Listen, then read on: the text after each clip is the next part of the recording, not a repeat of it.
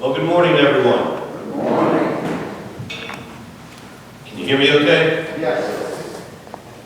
So today's a different sort of Sunday, but we're here. We're going to be together in prayer, and we'll certainly be praying for those in our community who are not with us. In the future, we will be discussing how we can broadcast our service, that those at home can participate, or at least phone in. We're not sure. Glenn's going to help me figure that one out. If any of you are willing and able to be part of a conversation after worship, I would like to discuss, how we will move forward as a faith community. So I welcome your input. I need your input. So let's go ahead and begin our time of worship. And no matter what is going on in our lives and in the world, let us remember that this is the day the Lord has made. Let us rejoice and be glad in it.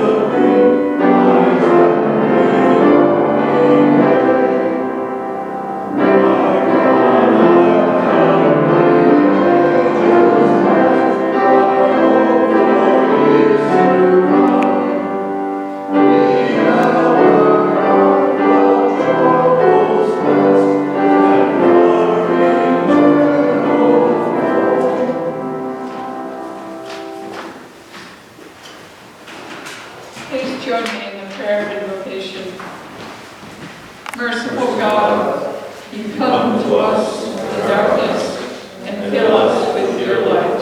You come to us in our weakness to give us strength. You come to us as we wander and call us as you. Help us to purify ourselves as Christ is pure, that we may be fit vessels to carry your life to the world. Amen.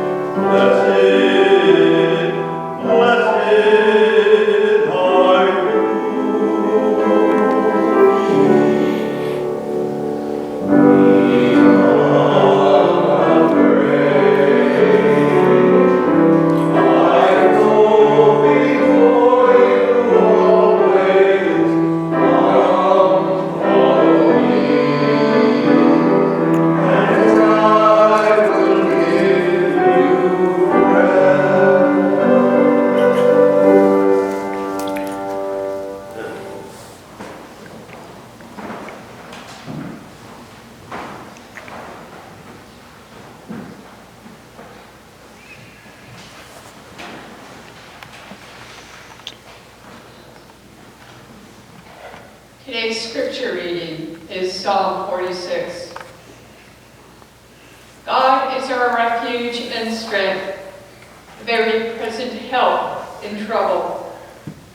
Therefore we will not fear, though the earth should change, though the mountains shake in the heart of the sea, though its waters roar and foam, through the mountains tremble in its tumult.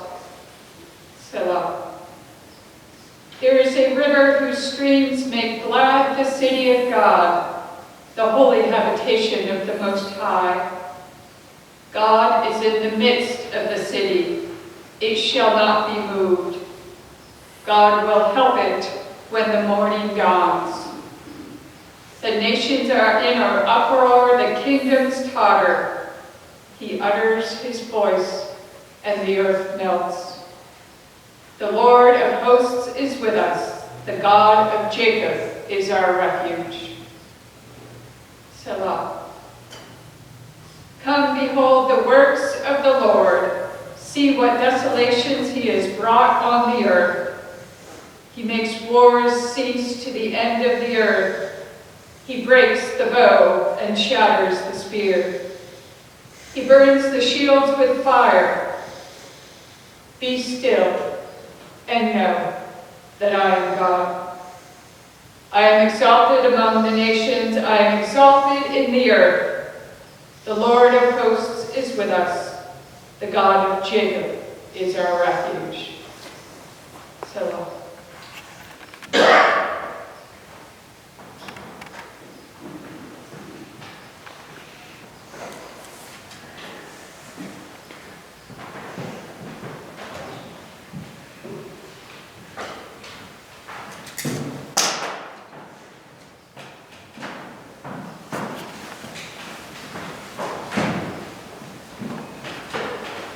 Pray with me.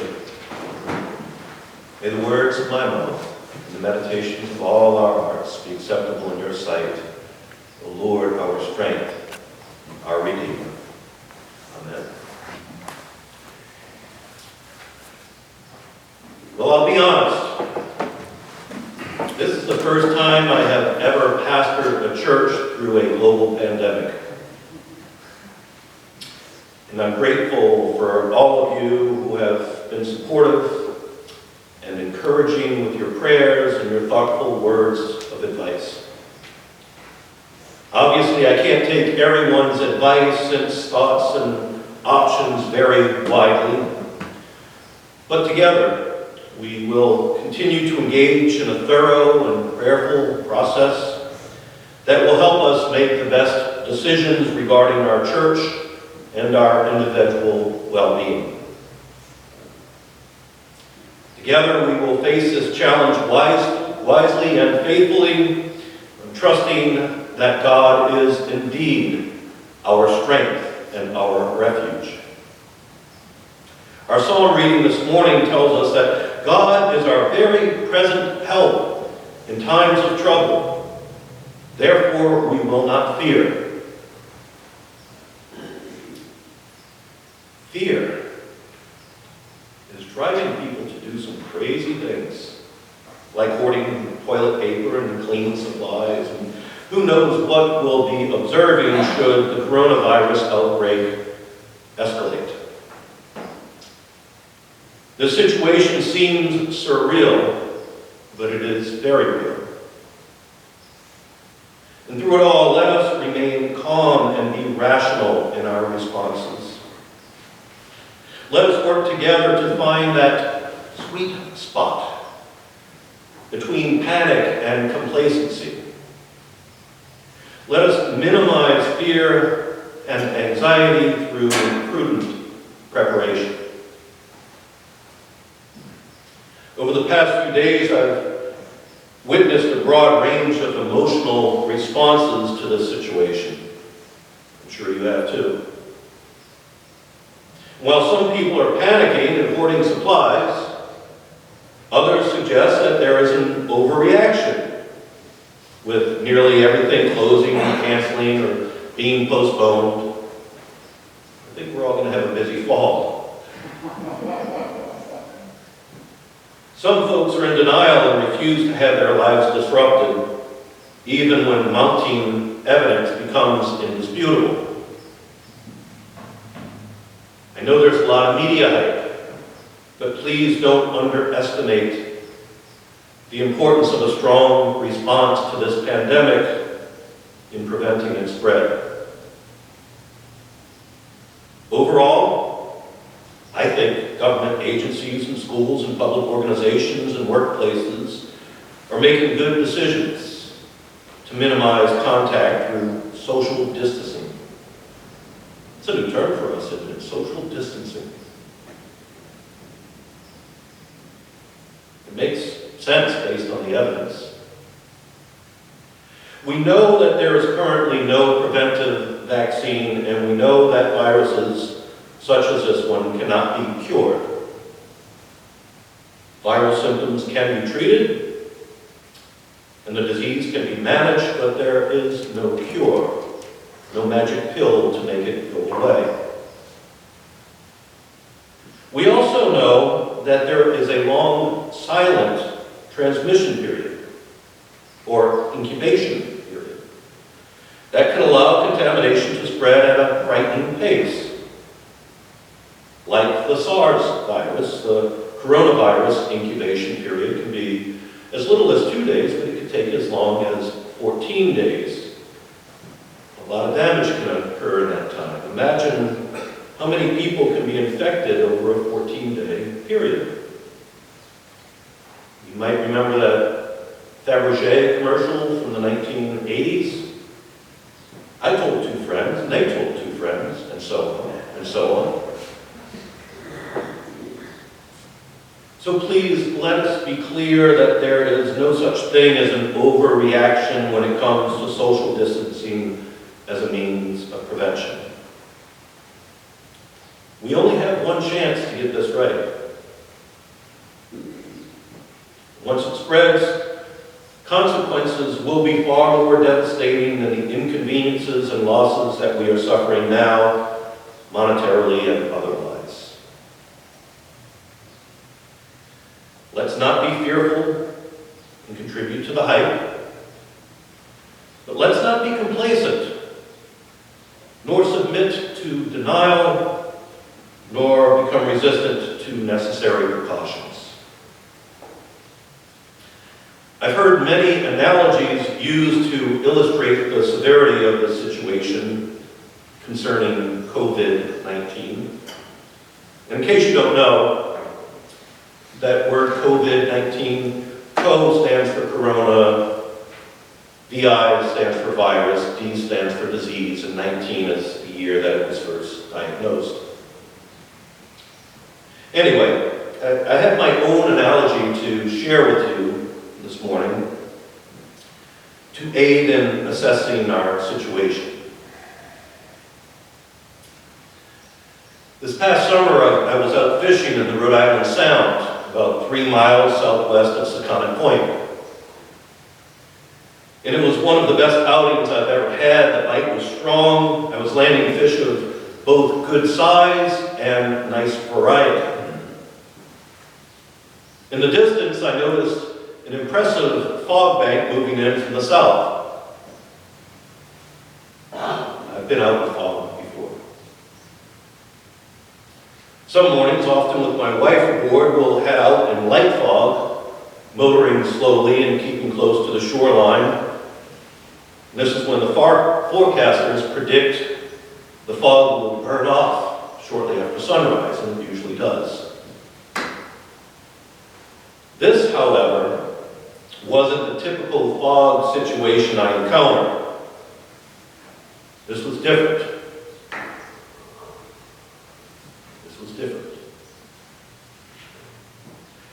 This was a thick wall of fog, the likes of which I had rarely seen. It was a fascinating scene, truly. But as it drew closer, it began to grow ominous. I started measuring the risk of staying. It's hard to leave when the bite is strong. It's really hard. So I did a mental calculation of the speed of the approaching storm in relation to my boat speed and the current wave conditions. thinking, just one more fish, just 5 more minutes. I better get going. Wait, I'm getting a serious bite. And just like that, the fog was upon me. Now, I'm familiar with radiation fog and ground fog, but this was advection fog, which forms when warm air passes over cold surfaces, in this case over cold water. It was still spring. It was astounding how fast the fog bank engulfed me. My calculation was off. My desire to catch more fish had been too strong. It was a rare case where taking an unnecessary risk put me in a perilous situation. I hope you're catching all these key words here. Heading into the waves, my 90 horsepower engine pushed the boat along at 17 knots, which is about 20 miles per hour. It was too slow a speed to escape and too fast to travel safely. Visibility was reduced and I had to rely on my GPS to navigate.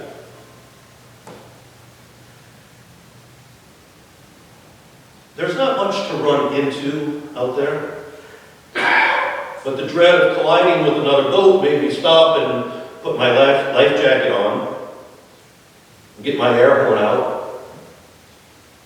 And I turned on the running lights, but other boats wouldn't see them until moments before impact. I was wishing I had purchased and installed that radar system I'd been looking at for so long, but it's hard to justify spending $2,000 on something I would rarely use.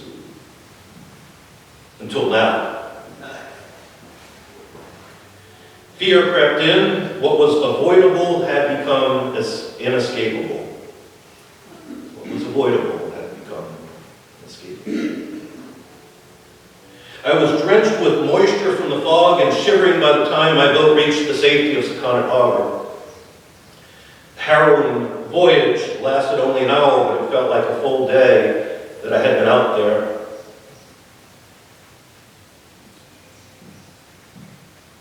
Friends, we are in that boat. The fog is rolling in. We don't want to move. Things are good. We don't want to be disrupted. While we're making our own calculations, most of the other boats have already run for shore. I don't know of any other churches in our conference holding worship today. That's okay. I think it's important that we're here. I'm not saying this was a bad decision at all. But I'm saying we need to begin thinking and discussing. I know some people are thinking we've navigated through fog before, so what's everyone so excited about? I spoke with my mother yesterday. I couldn't believe how much in denial she was. She lives in a remote part of Texas, so I think she feels safe out there. This is no ordinary fog bank, and it's approaching much faster than we might recognize or be willing to admit. And when it overtakes us, if it overtakes us, I think it will be far more dreadful than we can imagine. I hope we will all get to the point where some people will point fingers and say, see, everyone overreacted. I hope we get to that point. Because that would be a good outcome. That would mean that preventive measures actually worked. The fog is approaching. How long will we take unnecessary risk? It is my opinion that the consequences are too severe to continue taking a chance. So what shall we do here in our immediate community? What can we do to protect our members and our friends, to keep folks engaged? What can we do to care for those in our community who are isolated? How will we identify them and help them address their needs? These are things that I'd like to discuss with all of you who are willing and able to gather after worship, or perhaps we can continue the conversation through an email chain or through phone conversations. We, our church, now has a pandemic preparation plan in place. Never thought I'd write such a thing. I'm sorry I didn't include you, but there was a sense of urgency, so I just moved forward with it. However, this is a living document, which means that it can be modified, edited at any time.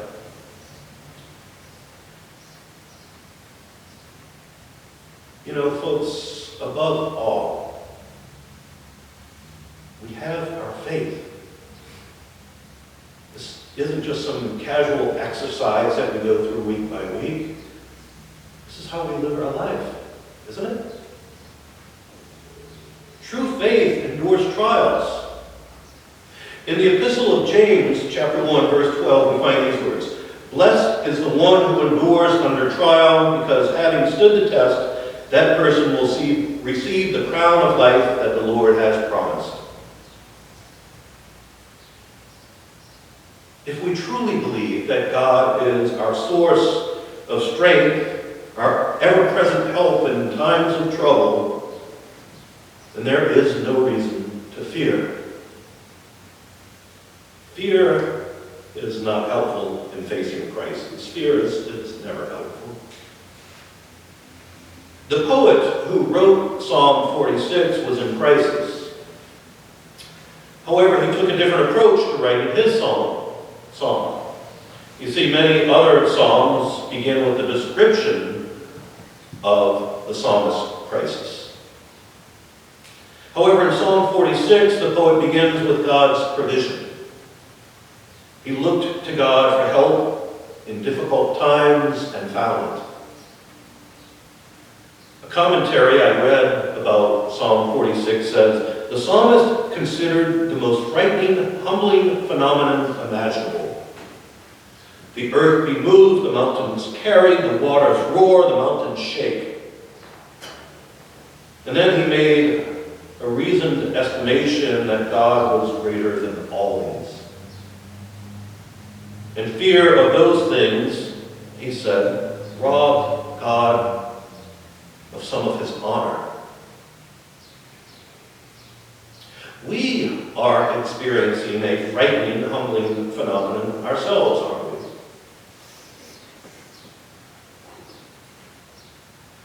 There is a recurring word in the psalm that is worth mentioning. Selah. The word is used throughout the psalm because psalms were hymns that were set to music, and Selah indicated where there was a pause. After each significant statement, the psalmist inserted a pause. Perhaps it would be helpful if we inserted pauses at significant times in our lives. Pausing allows time for thought. There's much to think about. We have important decisions to discuss. Let us keep God at the center of our thoughts and our words and our plans. Our psalm goes on to say, be still and know that I am God. To be still doesn't necessarily mean to cease activity. It means to stop wasting energy on frantic worry. The words in the psalm remind me of Jesus calming the sea and saying, peace, be still.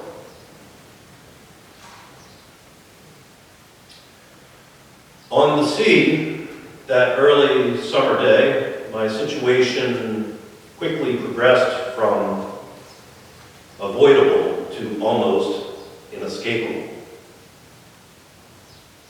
My prayers and my good fortune and perhaps my voting experience led me to safety. Good people, may our prayers and our good fortune and our wise decisions lead us to safety. And may we all be so lucky as to have people point their fingers and tell us we overreacted.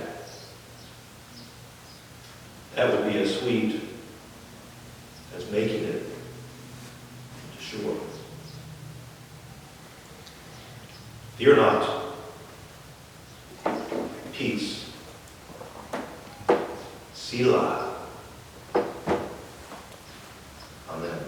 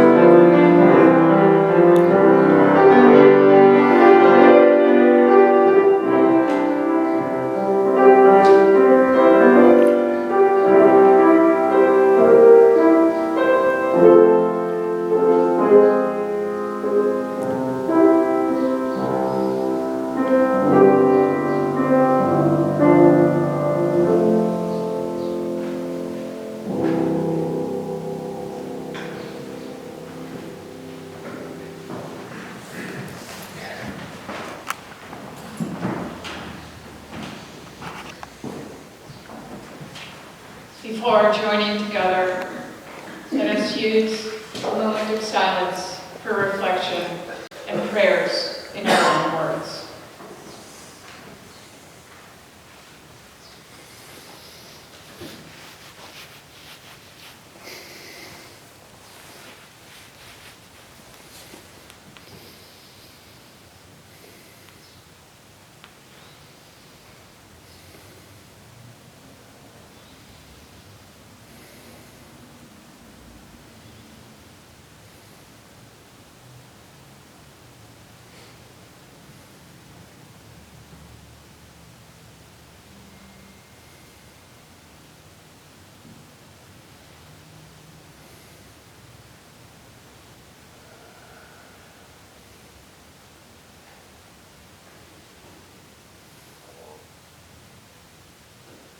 God, we come to you with the need to be still. We need not just a physical stillness, but an emotional and spiritual stillness.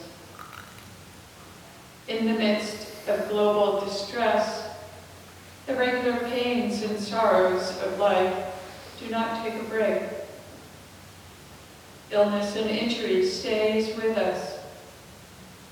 We pray for your healing touch for ourselves and our loved ones whose bodies are in need of restoration. We pray for some of them by name.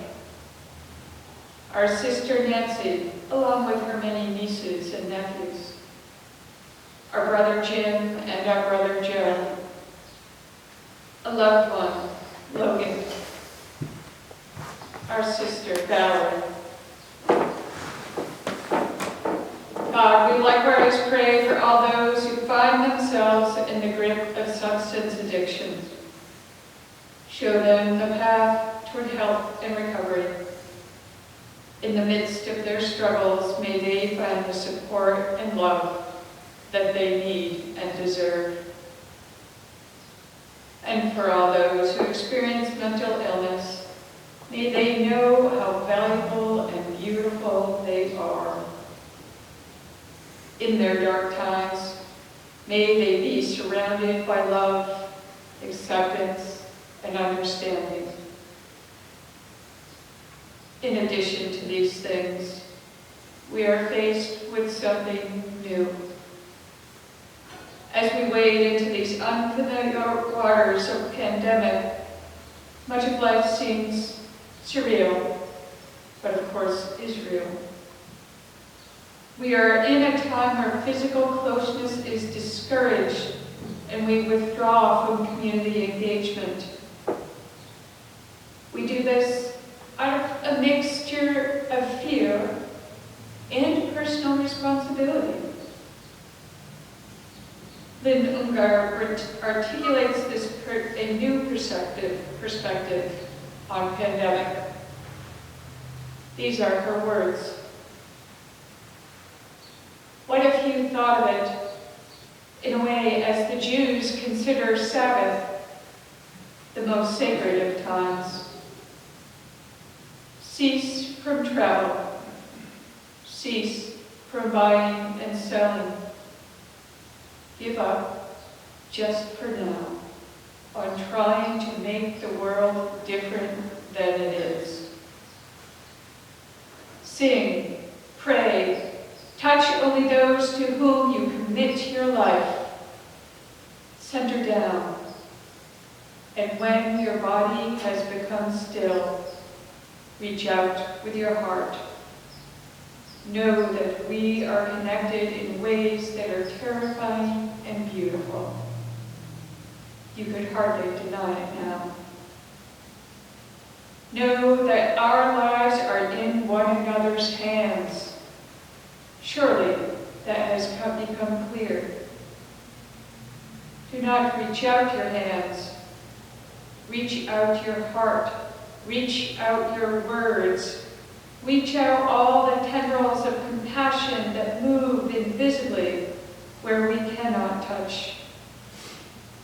Promise this world your love, for better or for worse, in sickness and in health, as long as we all shall live.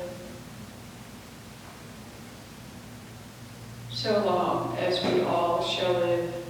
We do so with all people from around the world inhabiting one earth.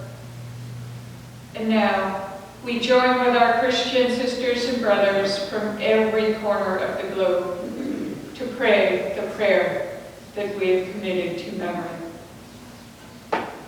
Our Father, who art in heaven, hallowed be thy name. Thy kingdom come, thy will be done, on earth as it is in heaven. Give us this day our daily bread, and forgive us our debts, as we do forgive our debtors. And lead us not into temptation, but deliver us from evil. For thine is the kingdom, and the power, and the glory forever. Amen.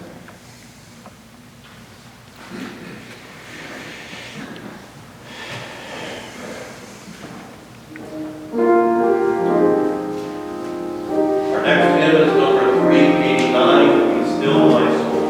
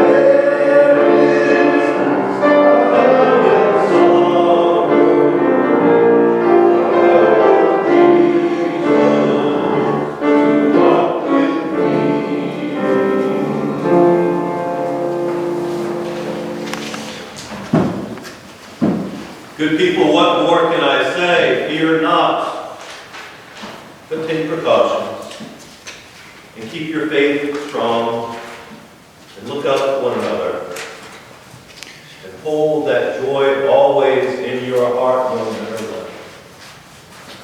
May God bless you and keep you. May God's face shine upon you. May God look upon you with kindness and fill you today and every day with an abundance of hope, and love, and joy,